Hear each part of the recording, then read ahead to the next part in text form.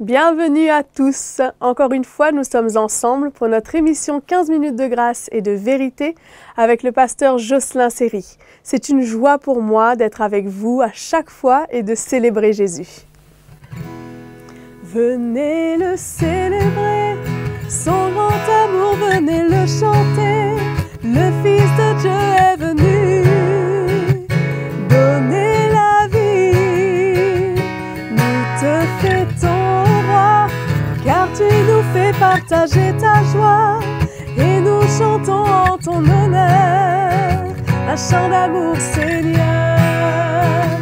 Venez le célébrer, célébrer, célébrer, chanter, célébrer, chanter notre roi.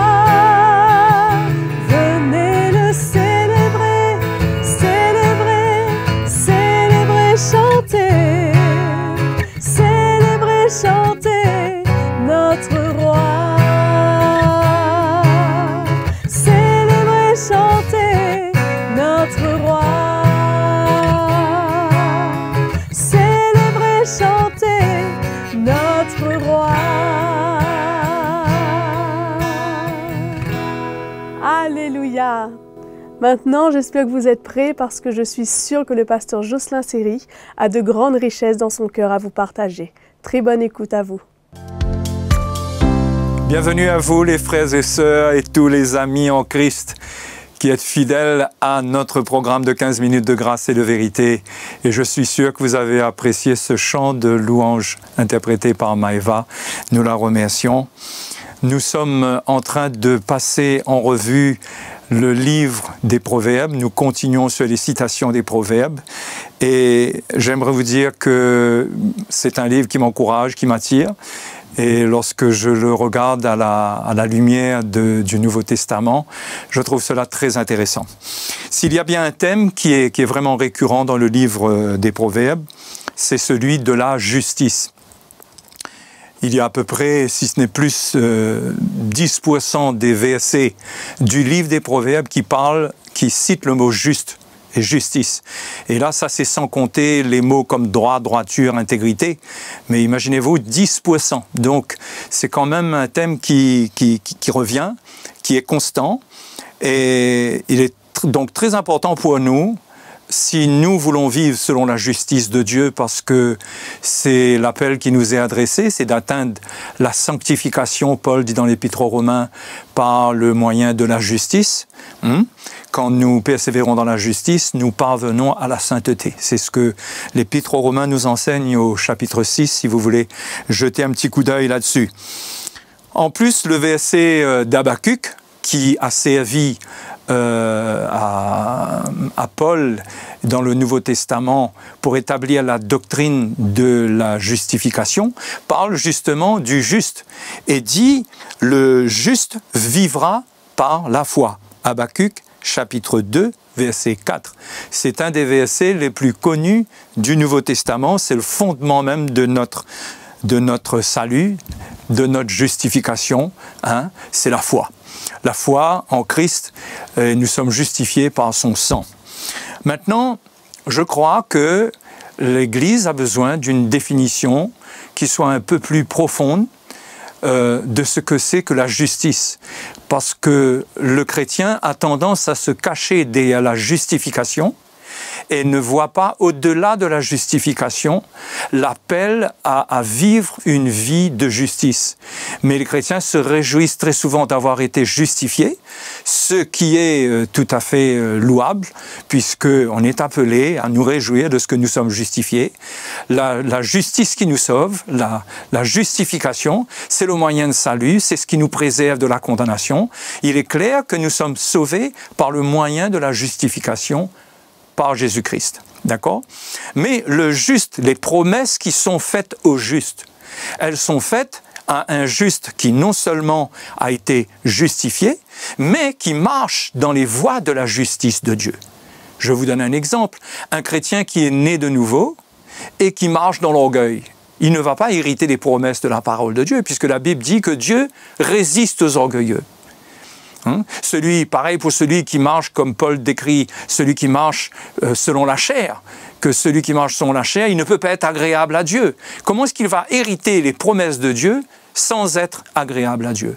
Donc nous voyons que nous avons besoin de revoir notre définition du juste. Nous avons besoin de voir cela selon le profil de la parole de Dieu, à savoir tout d'abord pour nous les chrétiens que cela provient de la justification. Nous sommes sauvés, nous avons la vie éternelle, alléluia, nous sommes heureux, nous sommes un peuple béni, mais si nous voulons aller plus loin et grandir, nous ne devons pas nous arrêter à la porte ou à la frontière de la justification, mais nous devons aller plus loin et avoir soif d'être enseignés concernant la justice. Sinon, nous n'allons pas arriver dans la maturité.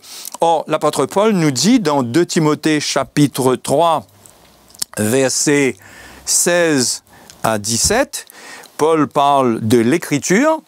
Il dit « Toute écriture est inspirée de Dieu et utile pour enseigner, pour convaincre, pour corriger, pour instruire dans la justice, afin que l'homme de Dieu soit accompli et propre à toute bonne œuvre. » Donc, l'homme de Dieu ou le chrétien, cela est valable pour nous tous, nous sommes appelés à acquérir de la maturité.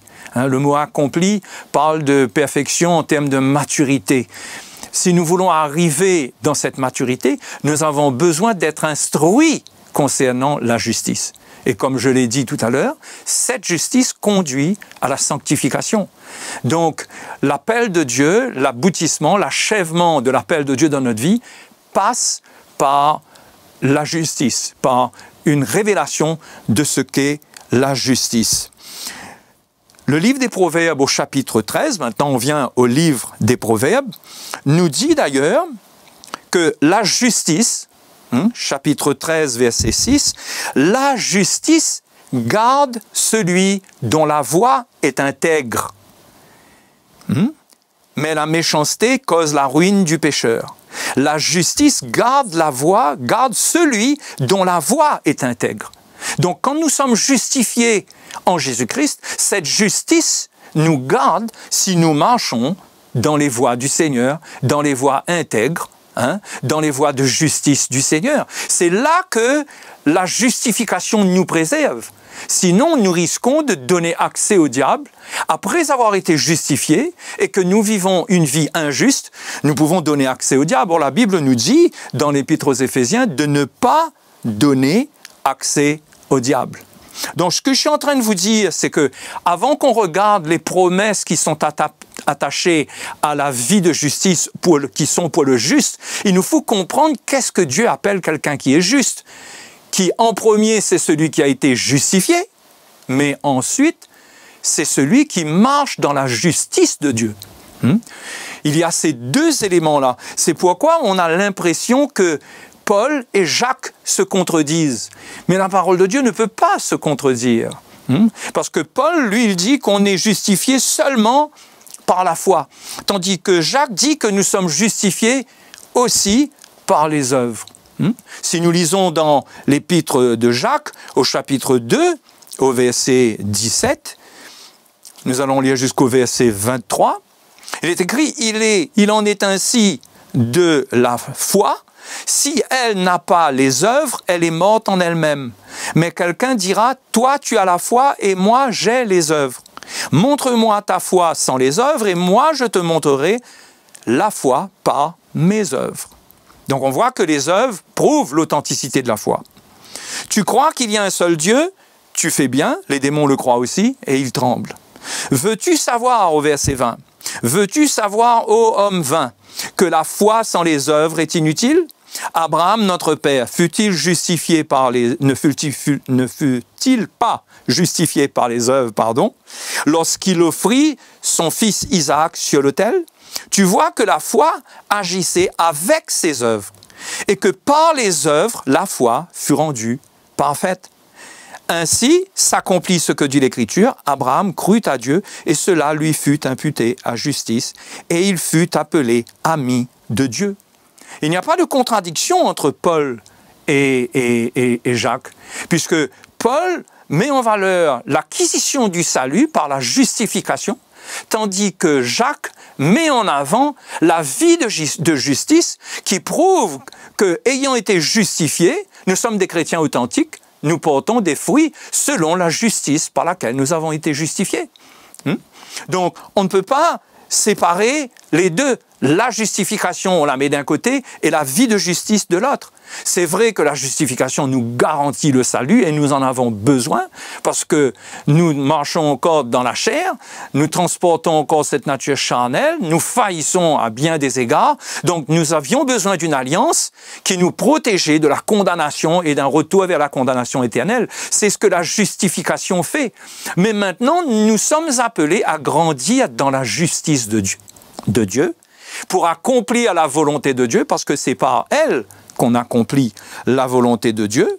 Et quand Abraham a offert son fils, il a été justifié dans la dimension dans laquelle il a été appelé ami de Dieu. Ce qui veut dire que la justification nous fait entrer dans une relation avec Dieu, mais quand nous marchons selon la justice de Dieu, nous devenons des amis de Dieu. Et non pas des gens à qui Dieu résiste, comme Paul en parle dans Romains chapitre 8. Il parle de ceux qui marchent selon la chair, qui ne sont pas agréables à Dieu, et qui reprennent le chemin de la mort, qui sont séparés de Dieu. Mais ceux qui sont justifiés par le sang de Christ, qui ont acquis leur salut, et ça, c'est la justification, ça ne change pas, on n'est pas plus justifié que quelqu'un d'autre, d'accord? Maintenant, celui-là, il est appelé à marcher selon la justice de Dieu. Et c'est là qu'il aura une relation avec Dieu qui sera riche. Il sera lui aussi appelé ami de Dieu parce qu'il sera proche du cœur de Dieu, parce qu'il fait ce qui est agréable à Dieu. Donc, je suis en train de vous donner cette définition du juste pour qu'on ne s'arrête pas à la justification et qu'on comprenne qu'il faut un perfectionnement. Qu'on ne peut pas juste se dire « je suis sauvé, alléluia, gloire à Dieu » et tout est bon là. Non, je dois maintenant chercher à grandir dans la justice de Dieu pour entrer dans la sanctification, dans une dimension de sanctification encore plus profonde que celle que j'ai acquise au départ, où j'abandonne les œuvres de la chair, et là je rentre dans une vie qui est agréable à Dieu. Et les promesses que Dieu fait pour le juste, dans la parole de Dieu, sont sur la terre pour ceux qui vivent selon la justice de Dieu. Tandis que ceux qui ne vivent que selon la justification, ils hériteront la vie éternelle, mais où sont les promesses de Dieu pour eux pendant qu'ils sont sur la terre? Et c'est pourquoi j'ai voulu vous parler de cela avant de m'étendre sur le sujet de la justice dans le livre des Proverbes. Maintenant, juste une petite parenthèse pour vous dire que sous la Nouvelle Alliance, la justice de Dieu, on l'accomplit, Romains chapitre 13 nous en parle clairement, on l'accomplit par l'amour. Quand quelqu'un marche dans l'amour, Paul dit qu'il accomplit la justice de Dieu. Donc, accomplir la justice de Dieu, ce n'est pas un système légaliste, ce n'est pas un système de principes qu'on applique, mais c'est marcher selon l'amour de Dieu. Et Jésus a dit que si on demeure dans son amour, si ses paroles demeurent en nous et que nous demeurons en lui, eh bien, nos prières seront exaucées. N'est-ce pas merveilleux? Et nous pourrons avoir les promesses que le Seigneur a prévues pour nous. Donc, voilà, je m'arrête là et je vous donne rendez-vous pour qu'on aille plus loin à la prochaine session dans le domaine de la justice au travers du livre des Proverbes. Que le Seigneur vous bénisse, mes frères et mes sœurs, et à la prochaine session. Je suis persuadée que vous avez été bénis encore une fois et nous remercions le Seigneur pour cela, c'est une telle grâce. Merci pour votre fidélité et n'oubliez pas, abonnez-vous à notre chaîne YouTube et si vous voulez nous écrire, si vous avez des questions ou pourquoi pas un témoignage, écrivez-nous à l'adresse qui s'affiche sur vos écrans. À bientôt!